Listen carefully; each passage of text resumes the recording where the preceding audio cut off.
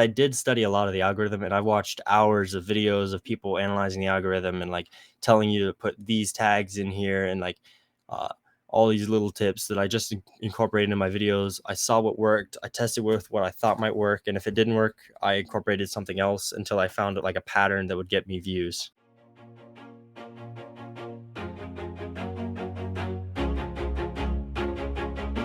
And we are back. So Rubixel is sadly sick this episode, so he will not be joining us. But we do have a guest. Would you like to introduce yourself? Hello, all. I go by the name of PiglinMafia. I make short commentary videos discussing topics surrounding Hive's PvP community.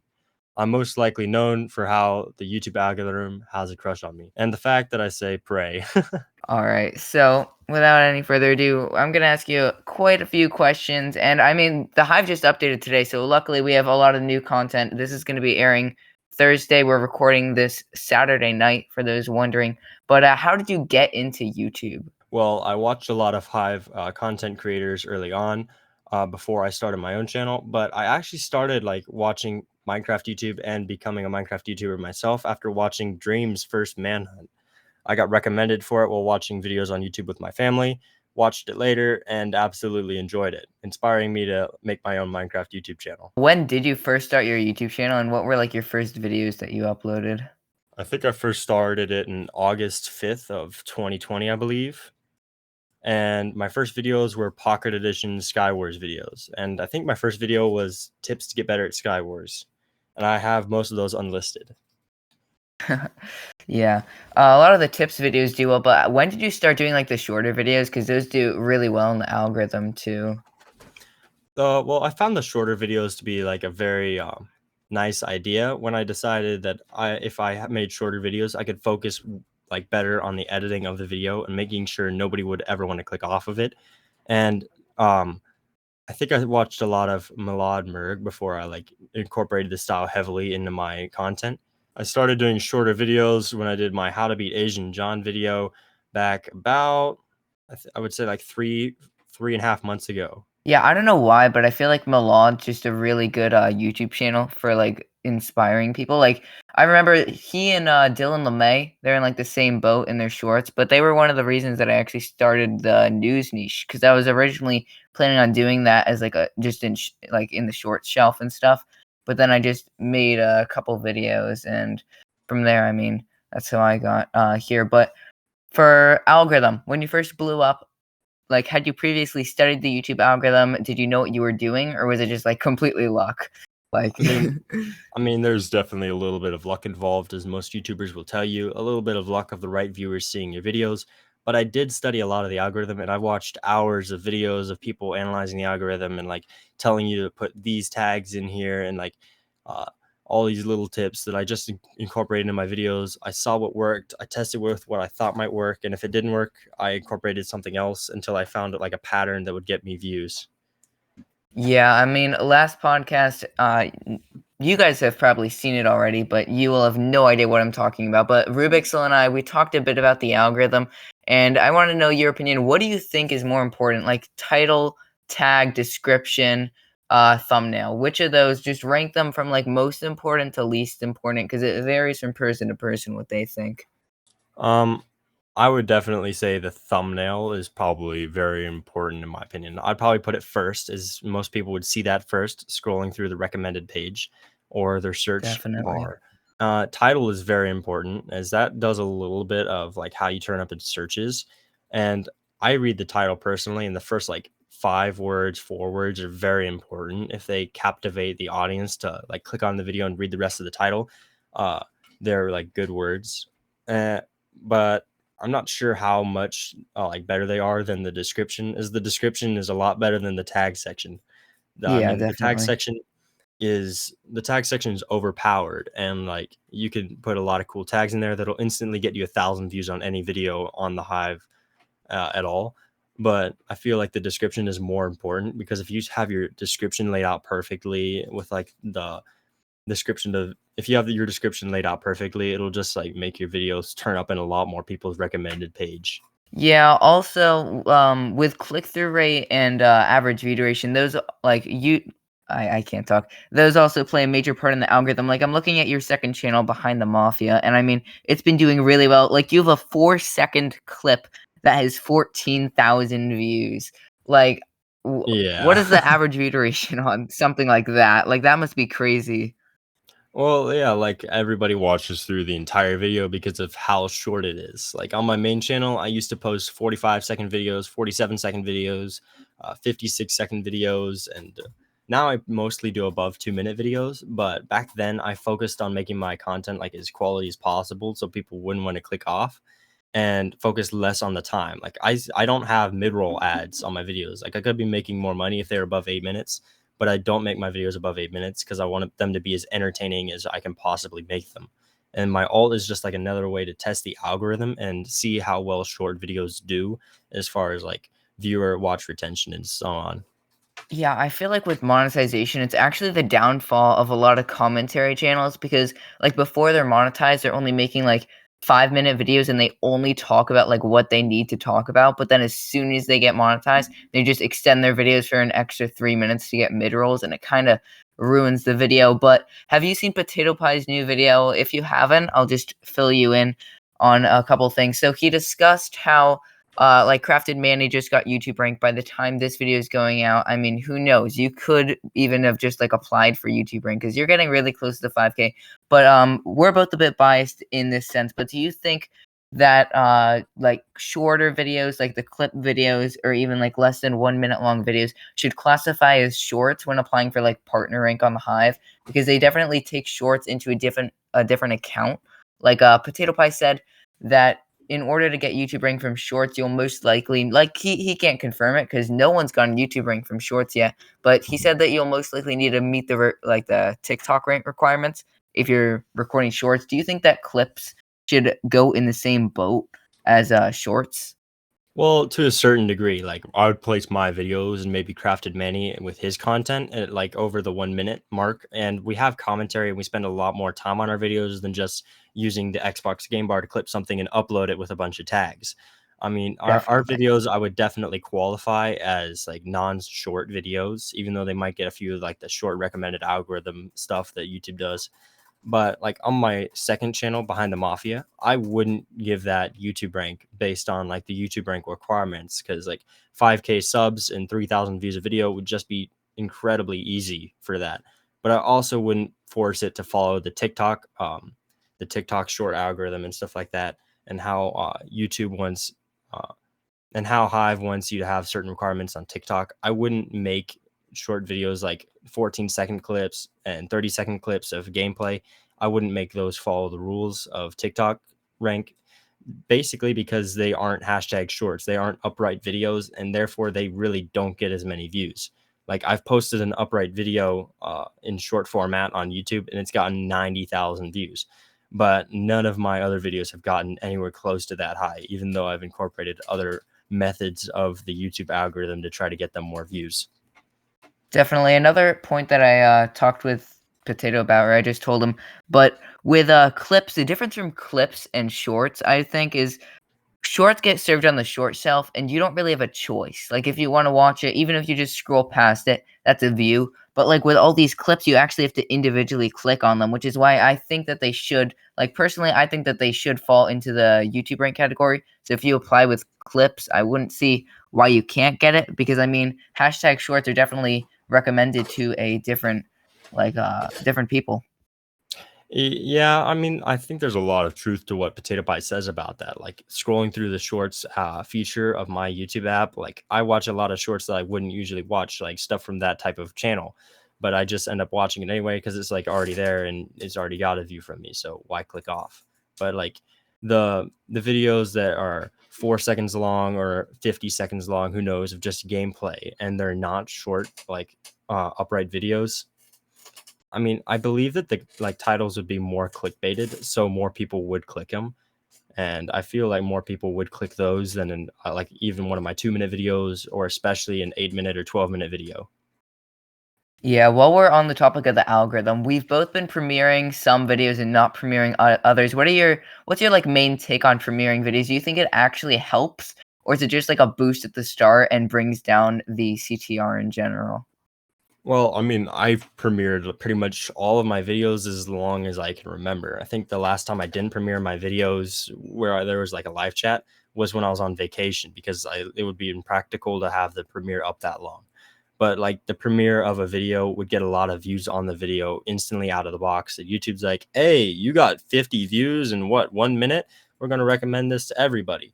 So I believe there's a little bit of probably a little bit of truth to that. I don't know how much because I'm not a YouTube algorithm expert, but another big advantage to premiering your videos is the live chat, interacting with your viewers and talking to them live. It's basically like live streaming, but you don't have to live stream your PC screen.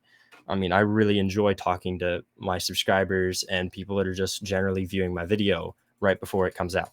I mean, personally, I think that with premiering videos, so at first I premiered all of them, but I noticed that when you leave the premiere up for longer, it'll gain a lot of impressions at the start. However, it won't count towards your click-through rate when people click on your, like, video before it actually starts, which, that's the reason I don't really premiere much anymore because, like, if your video gets 5,000 impressions before it even starts, that's gonna really, really affect your click-through rate at the beginning, and I mean, especially for my videos, mine do not do well over time.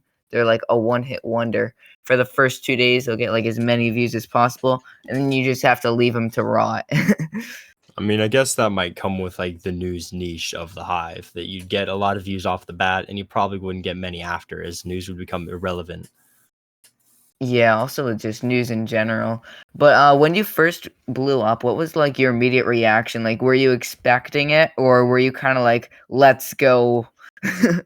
I would say it's a little bit of both. I definitely didn't see myself growing to like 1K from 600 subscribers that fast, as I was like lower down the subscribers, only a few hundred subscribers. Parents didn't really care, and then I hit 1K subscribers, and I'm like, "Mom, get the camera! Mom, get the camera! I can get monetized soon." And it definitely took off after there, and I was a little bit of surprise, but I also kind of saw it coming because like being somebody that's had multiple YouTube channels before, multiple different subjects, and now having a Minecraft channel that was up for 9 months, I believe, before it blew up or somewhat blew up. I kind of expected it coming. Yeah, with all the PvP analysis videos too, you did get some backlash at points. What was your response to that and all that?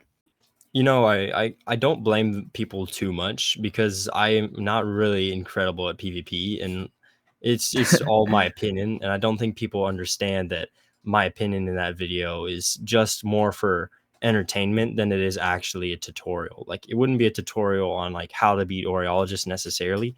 There's Oh, really? I definitely thought some you would like absolutely destroy him. No.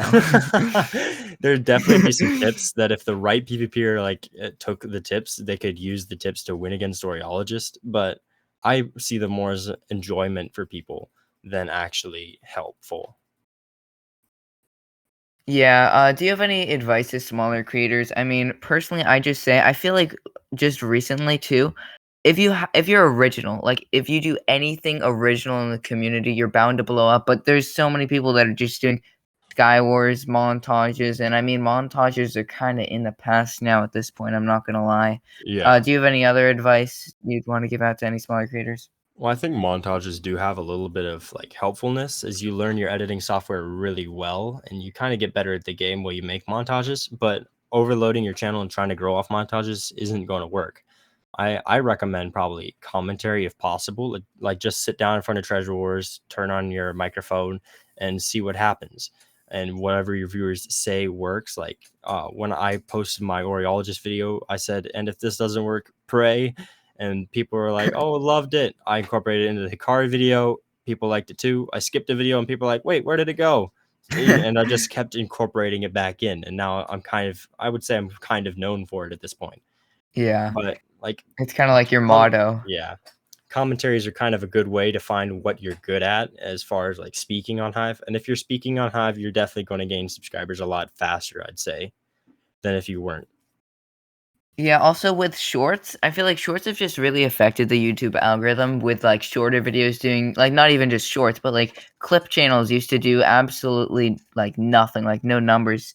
but now it's like the whole thing. Do you think that in the going on in the future, like just in like the near future, like the rest of 2021, do you think it's better like for YouTubers starting out to start with shorter videos or longer videos? And shorter videos being like 1 to 3 minutes, and longer is like 5 to 10 minutes. Like, what do you think is a perfect range for a YouTube video? Like, I'm not even going to like argue the other side. Like, shorter videos are instantly better. I'd focus on, as much as possible as a new YouTuber, I'd focus on making your videos as entertaining as possible. Don't even look at the time when you export it. Just make sure it's entertaining as you watch back through it in the playback. Make sure that you wouldn't want to click off of it, even though you've seen it like 3 times already. Shorter videos are definitely a good way to start off a channel, and I actually recommend hashtag shorts. Like, I wouldn't recommend doing them incredibly often, but I did them a little bit as I was earlier on, and they helped me get those first few hundred subscribers. They helped me get those first few hundred subscribers. That way I was a little bit more relevant when I started making better content as far as commentaries. Yeah, I definitely think shorter form is the way to go, like, especially with just how much average view duration of a video plays part. Like, if you have a video, like, I remember I had a 10 out of 10 by a mile. It was 300 views below, like, in the first hour, which is a lot. 300 views below my previous 10 out of 10. However, it had a 30% click-through rate, and it had, like, a 95% average view duration, which is crazy. Like, I usually get, like, 80% in the first, like, hour, half hour, and that video like quickly became one of my top performing videos. It's already like it's been 2 days and it's almost at 10K. It's all just shorter videos are the way to go. Like no doubt about it. Yeah. Like, So Hive also, yeah.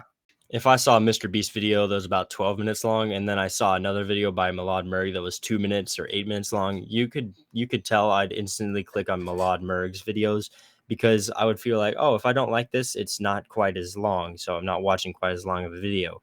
And I don't feel like he's just dragging me out for as long as he can hold me there. I feel like he's actually genuinely just making the best content he can.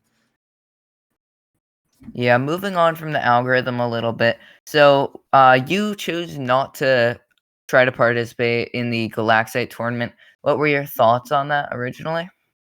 Well, I don't play Galaxite. I've played it maybe once or twice. I've played like Chronos on my iPhone, but I really don't play Galaxite at all on PC. So me participating in the tournament, I would think is just taking away from the opportunity of several others. So I didn't feel right using what little clout I had to try to get into the tournament just for maybe a little bit more attention, because I felt like a lot of other people deserve to get in there more, as they would play Galaxite and they'd actually do better at the games and have a better time there than I would. Yeah, I mean, somehow I even got 4th, but, like, what I was really going on about here is that the Hive is doing their own $10,000 tournament. Now, what are your thoughts on that? I mean, Galaxy just finished theirs.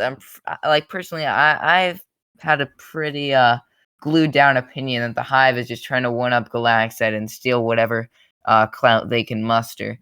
What are your thoughts on that? I mean, I'd probably pick the opposite side than you would. Like, you're probably with Galaxite and the Hives Ooh. just try to rip them off. But I actually would like side with Hive here. I believe that they actually have been trying to plan like larger tournaments for a large amount of time.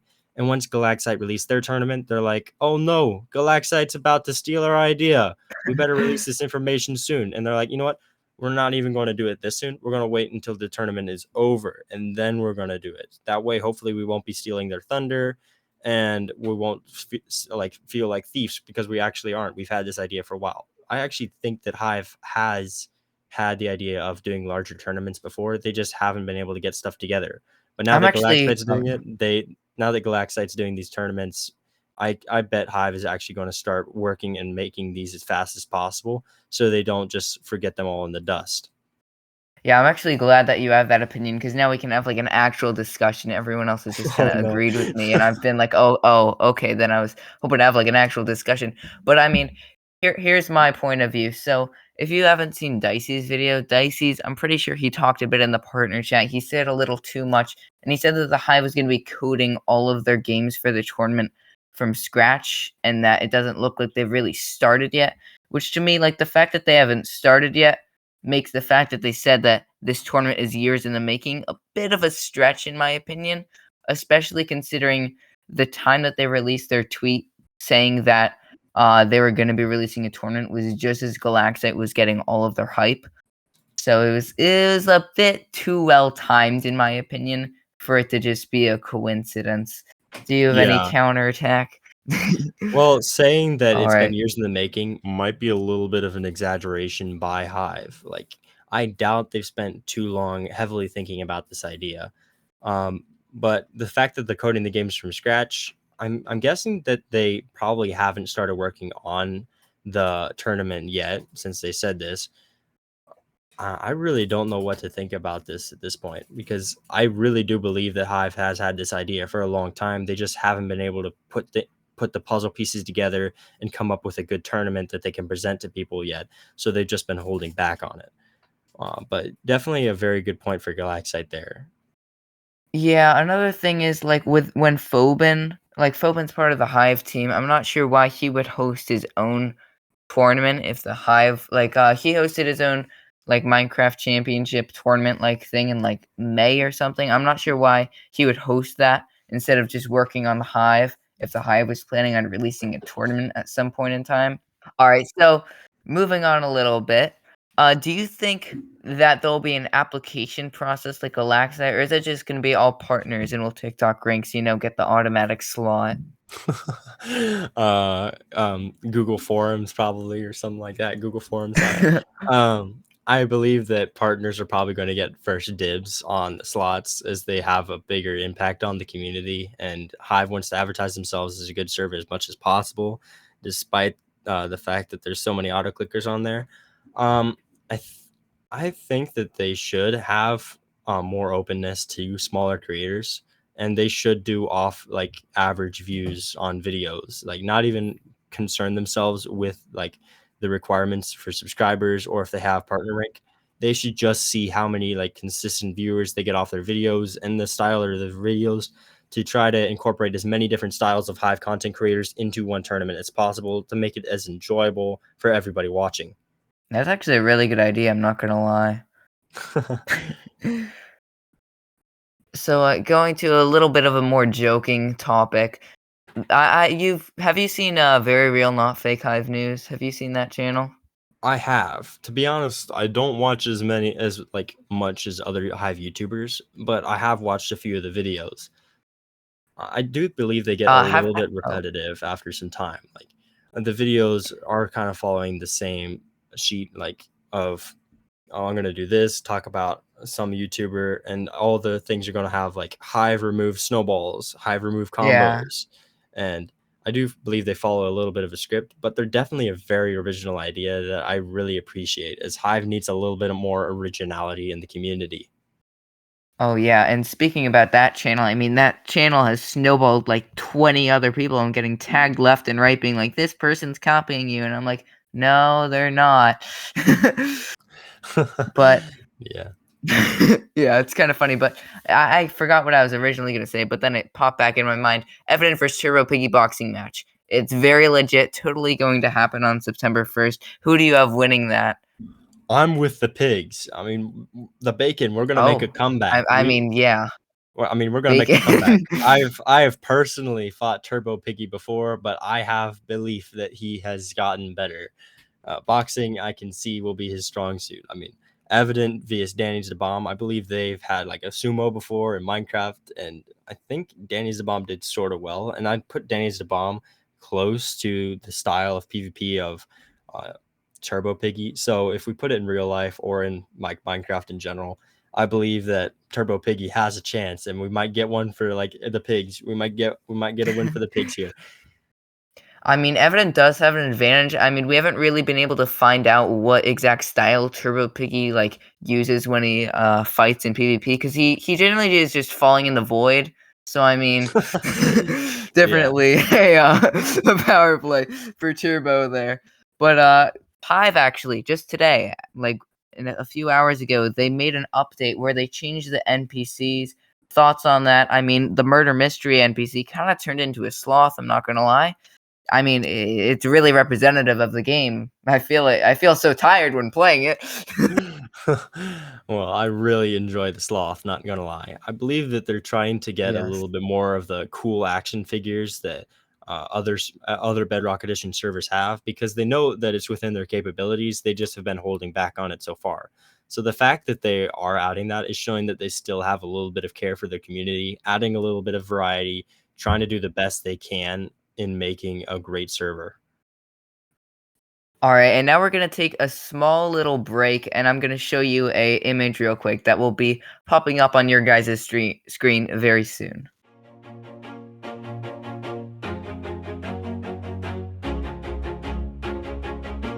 All right, and we are back. So as you can see, with this new hub, I'm pretty sure they're working on it right now, but there was a bit of a glitch. I'm not sure how it happened. I'm not sure what happened, but people have been able to change their name on the Hive. So there's, like, as you can see in this picture, this is one from Ran Maji where we took a screenshot with the Obama Minecraft account, but I'm almost positive that that is not the Obama Minecraft account. And if you look at the other screenshot, there's literally someone that named themselves God and gave themselves a red name. Like, you know something is wrong because that physically should not be possible on the Hive. They don't have YouTube rank or everything. Are you looking at that screenshot?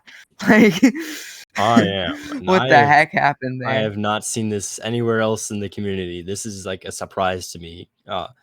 I definitely think that it's some third party project of people trying to find other ways to exploit different parts of the Hive, like the custom emotes the Hive had that people have been using on the Hive to like hack and stuff. I believe that this is just another variant of people trying to exploit any flaws they can find to their own advantage. The Obama account, I'm not sure if that would be a nick. I'm pretty sure that that's like the actual account. I think somebody actually got access to the real account. Oh, that I'm was not thunder. sure. Oh, wow. I'm That not was sure. loud.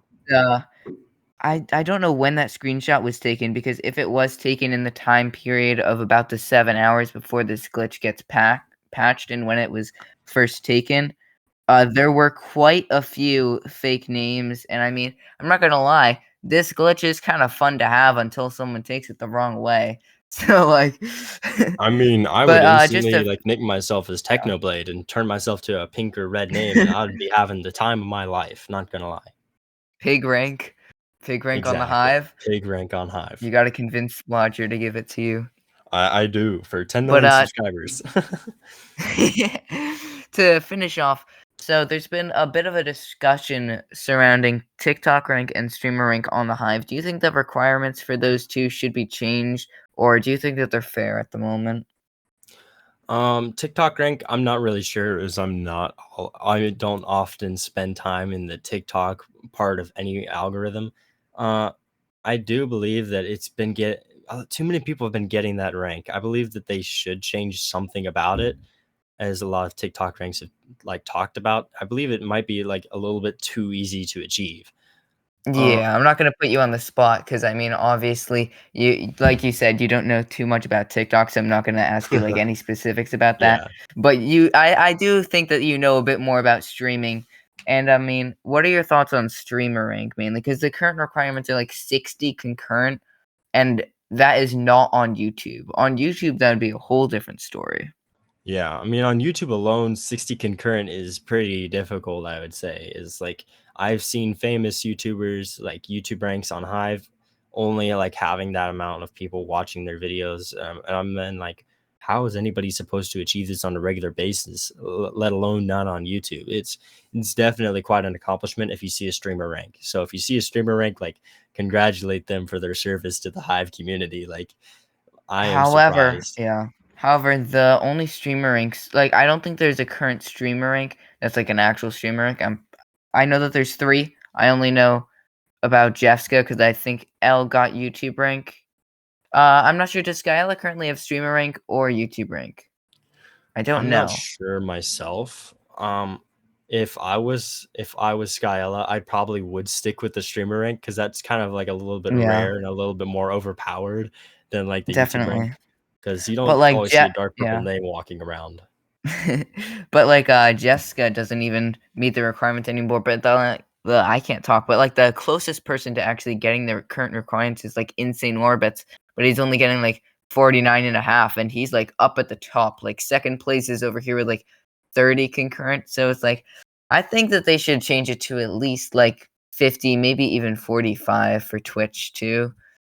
It I would just think definitely it's be a bit something that they should consider. Definitely something that they should consider. Anyway, that's gonna wrap it up for today's episode. Be sure to subscribe to PiglinMafia and his second channel, Behind the Mafia. Subscribe to me, I'm cool. Subscribe to the Hivecast. And anyway, that's all. See ya.